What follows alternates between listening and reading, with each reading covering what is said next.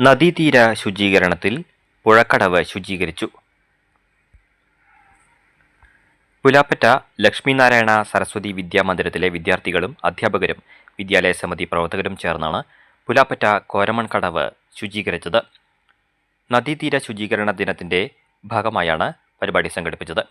സ്വച്ഛതീരം സുരക്ഷിത നദി എന്ന ആശയത്തിൽ വിദ്യാർത്ഥികൾ പുഴക്കടവിലെ പ്ലാസ്റ്റിക് ഉൾപ്പെടെയുള്ള മാലിന്യങ്ങൾ ശുചീകരിച്ചു. ജലാശയങ്ങളും വൃക്ഷങ്ങളും പ്രകൃതിയുടെ വരദാനമാണെന്നും അവ സംരക്ഷിക്കുമെന്നും പ്രതിജ്ഞയെടുത്തു. സ്കൂൾ പ്രധാനാധ്യാപകൻ പി. വിജയൻ ഉദ്ഘാടനം ചെയ്തു. വിദ്യാലയ സമിതി secretary P. S. Sajeev Kumar അധ്യക്ഷത വഹിച്ചു. P. C. Sheeba, P. S. Chithra, Nithya Kulangara, Binumol എന്നിവർ സംസാരിച്ചു.